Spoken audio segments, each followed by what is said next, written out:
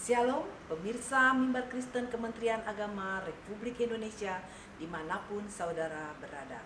Salam sehat dan salam jumpa pada edisi Minggu 10 April 2022. Pelayanan untuk minggu ini dibawakan dari Sinode Gereja Gerakan Pentakosta Bapak Pendeta Robertus Sela MTA. Untuk itu mari pemirsa kita beribadah. Pertolongan kita dari Tuhan pencipta langit, bumi dan segala isinya. Kiranya kasih karunia Kristus menyertai, memberkati sepanjang ibadah ini. Bapa Surgawi, kami saat ini bersyukur, berterima kasih. Saat ini kami ada, ini karena kasih Tuhan, karena pertolongan Tuhan. Oleh karena itu kami bersyukur saat ini kami ada. Dan saat ini kami ada untuk memuji, menyembah Tuhan, untuk berbakti kepada Tuhan. Biarlah Bapa Surgawi memberkati sepanjang ibadah ini, khusus yang ambil bagian dalam liturgi pelayanan saat ini. Lengkapi dengan hikmat, akal budi, marifat di dalam pelayanan.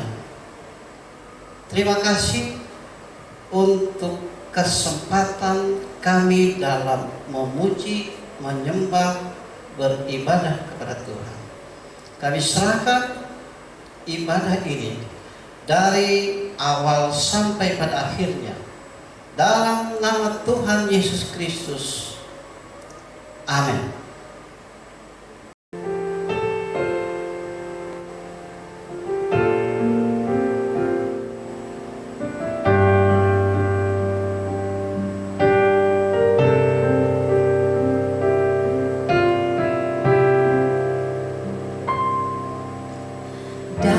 Segala perkara Tuhan punya rencana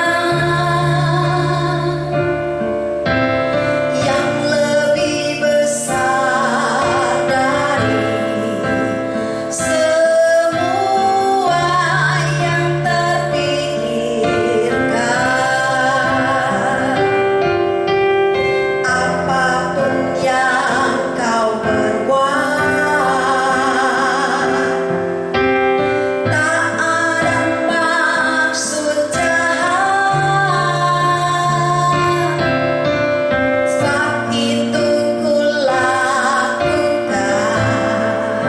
Sebelum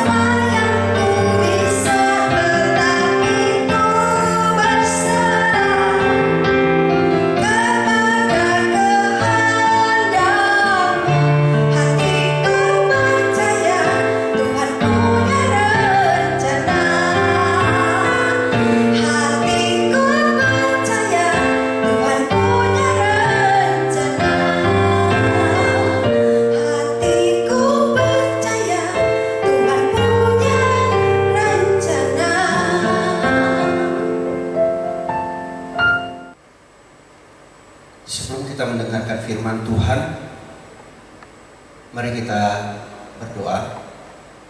Bapa, kami menundukkan hati kami untuk mendengarkan firman-Mu.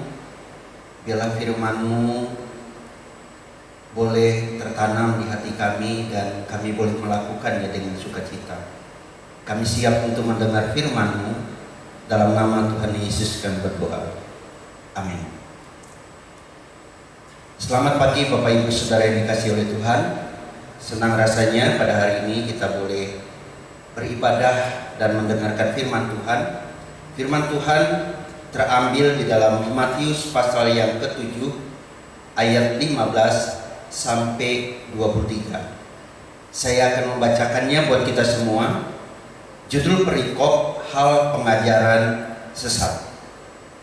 Waspadalah terhadap nabi-nabi palsu yang datang kepadamu dengan menyamar seperti domba, tetapi sesungguhnya mereka adalah serigala yang buas. Dari buahnya lah kamu akan mengenal mereka.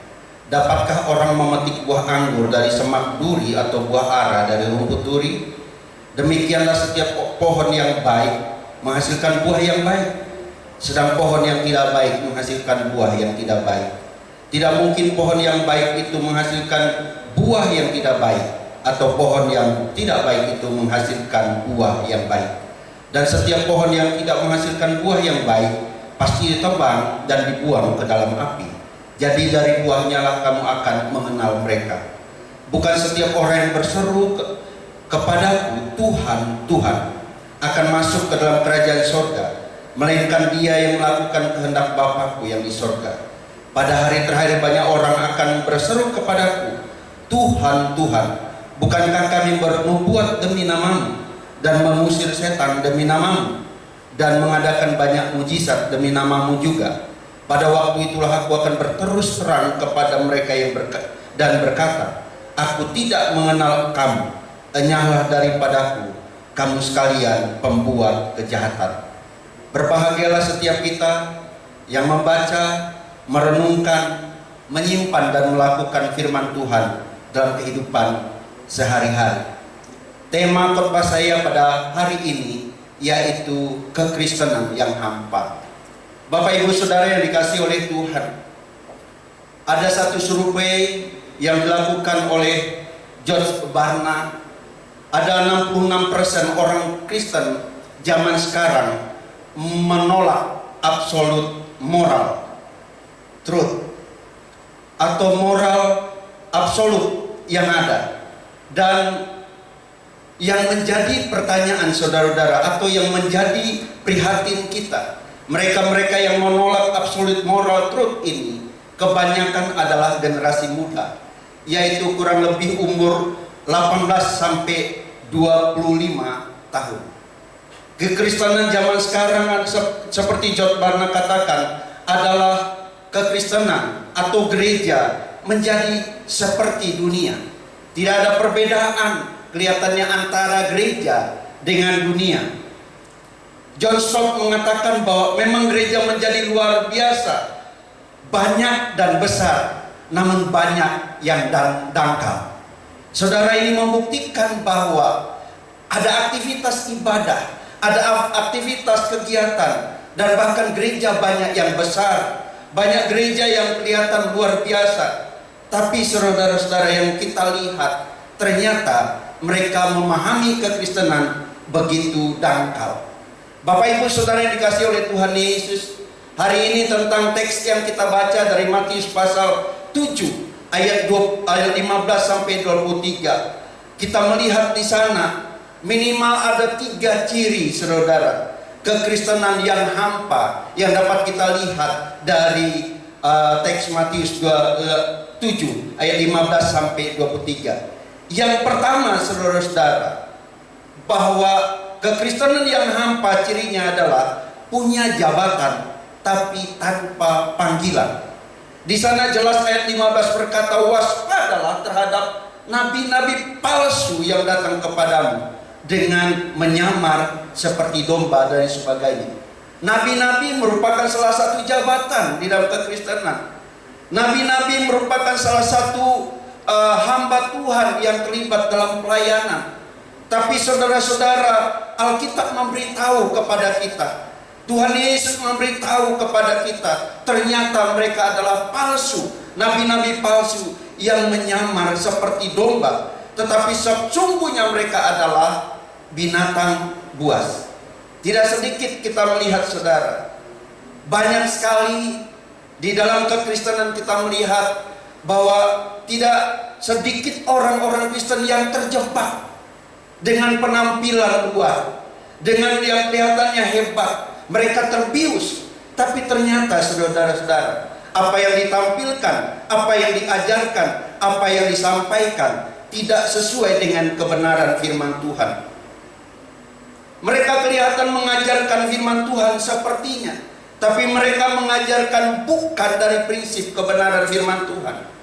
Tapi mereka mengajarkan filsafat dunia. Mereka mengajarkan hal-hal yang bertentangan dengan kekristenan. Mereka menyelewengkan kebenaran. Tapi masalahnya, saudara-saudara, ada jabatan, tapi mereka ternyata tidak dipanggil oleh Tuhan. Sehingga panggilan yang seharusnya menjadi dasar pelayanan itu, saudara-saudara, nggak ada.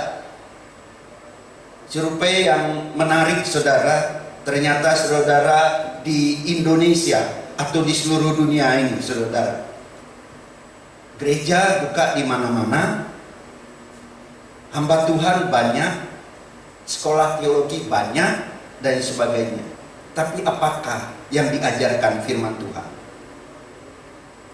Itu yang pertama, saudara. Yang kedua, kalau kita melihat, saudara-saudara, ayat 16 sampai 15 sampai 19 di sana dikatakan, dari buahnya lah kamu akan mengenal mereka. Dapatkah orang memetik buah anggur dari semak duri, atau buah ara dari pohon dari rumput duri?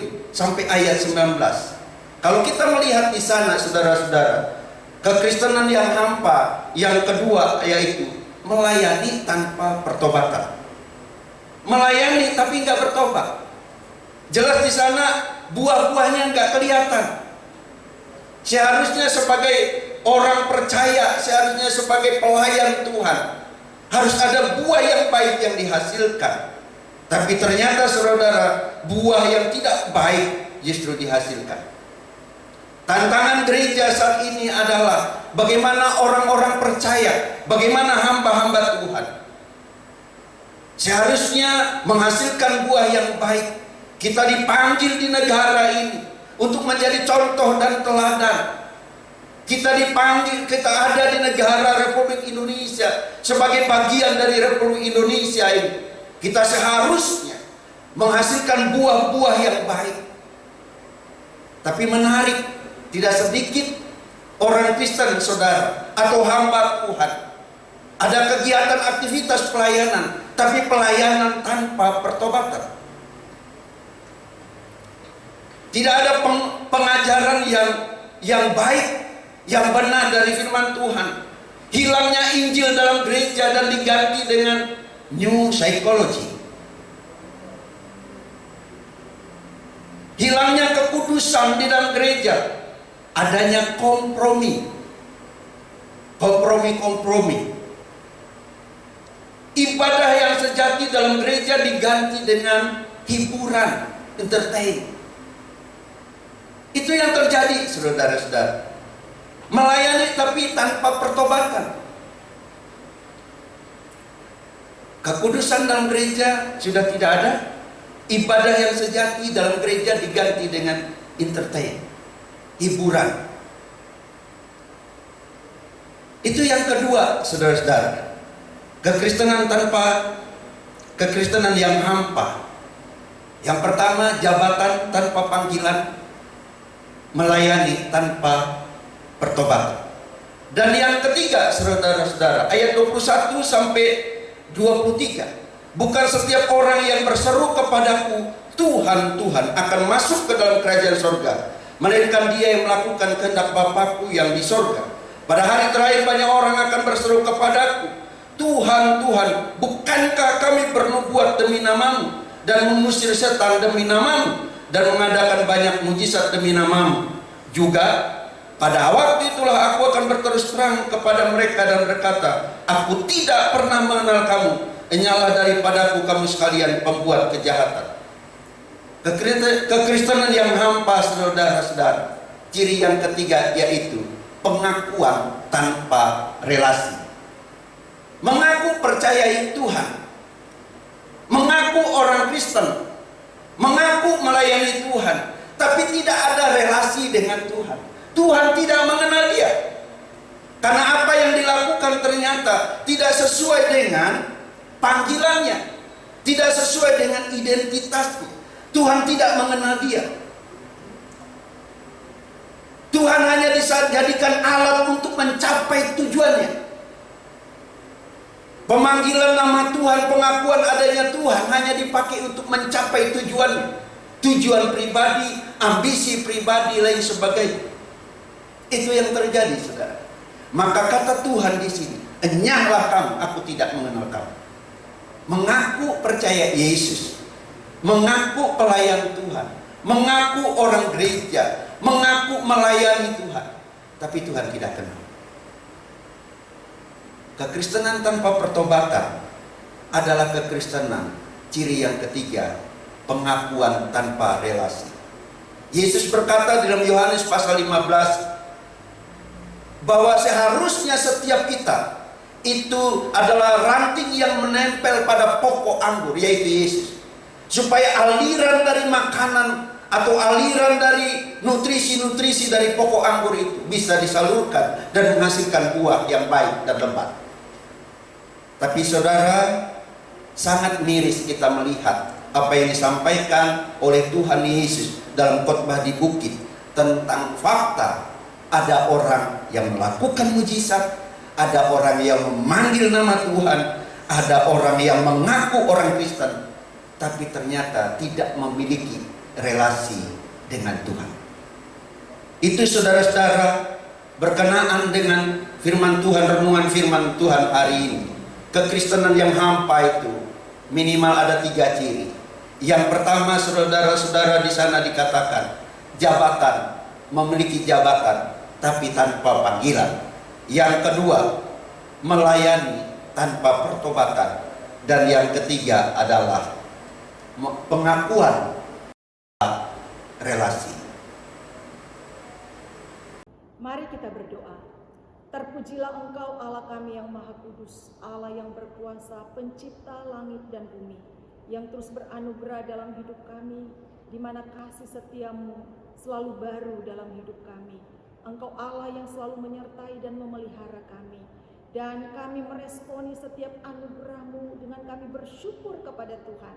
Setiap kesempatan yang Engkau boleh beri bagi kami.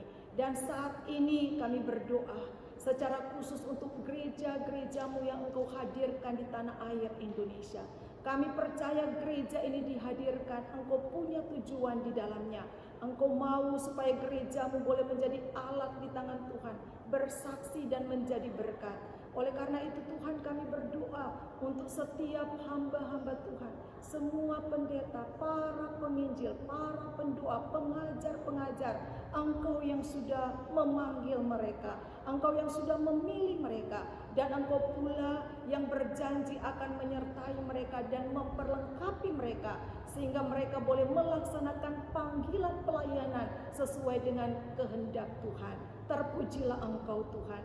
Kami juga berdoa saat ini untuk Ditjen Bimas Kristen Kementerian Agama Republik Indonesia. Kiranya pimpinan boleh melaksanakan fungsi dan tugas mereka masing-masing dengan baik. Engkau Allah yang akan menuntun mereka supaya dalam memberikan bimbingan kepada masyarakat Kristen, Tuhan juga hadir di dalamnya, dan Tuhan juga yang akan senantiasa mengontrol dan menyertai mereka. Mereka boleh melaksanakan tugas mereka berdasarkan kehendak Tuhan. Kami juga berdoa buat bangsa dan negara kami, Bapak Presiden, Wakil Presiden, para menteri, semua yang terkait dalam pemerintahan kami, mulai dari pemerintahan yang tertinggi sampai yang terendah. Kami mohon belas kasihan Tuhan bagi mereka semua, supaya mereka boleh menjalankan tugas mereka dengan baik dan benar. Kami percaya bahwa kasih setia Tuhan akan menyertai mereka. Di tengah-tengah bangsa kami menghadapi berbagai krisis, Tuhan, Engkau hadir di dalamnya. Mampukan kami semua, mampukan pemerintah kami untuk bisa menghadapi semua ini, mengatasi setiap krisis. Tapi kami percaya di balik semua ini, Engkau Allah bekerja di dalamnya. Dan apa yang dialami itu semua boleh mendatangkan kebaikan. Terima kasih Tuhan. Kami percaya Engkau mendengar dan Engkau menjawab doa kami. Terpujilah Engkau. Bapa kami yang di surga, dikuduskanlah namamu, datanglah kerajaan-Mu, jadilah kehendak-Mu di bumi seperti di surga. Berikanlah kami pada hari ini makanan kami yang secukupnya, dan ampunilah kami akan kesalahan kami, seperti kami juga mengampuni orang yang bersalah kepada kami. Dan janganlah membawa kami ke dalam pencobaan, tetapi lepaskanlah kami daripada yang jahat. Karena Engkaulah yang mempunyai kerajaan dan kuasa dan kemuliaan sampai selama-lamanya. Amin. Tuhan memberkati engkau dan melindungi engkau. Tuhan menyinari engkau dengan wajah-Nya dan memberi engkau kasih karunia. Tuhan menghadapkan wajah-Nya kepadamu dan memberi engkau damai sejahtera. Amin. Mimbar Kristen, Kementerian Agama Republik Indonesia, edisi Minggu 10 April 2022 telah selesai kita ikuti. Kami dari tim Mimbar Kristen Kementerian Agama Republik Indonesia mengucapkan terima kasih kepada Sinode Gereja Gerakan Pentakosta Bapak Pendeta Robertus Sela MTH. Kami juga tidak lupa mengucapkan terima kasih kepada pemirsa dimanapun saudara berada yang telah mengikuti website kami, juga telah menekan tombol subscribe. Tetap kita menjaga kesehatan agar kita boleh berjumpa kembali pada edisi Minggu 17 April 2022. Tuhan Yesus memberkati.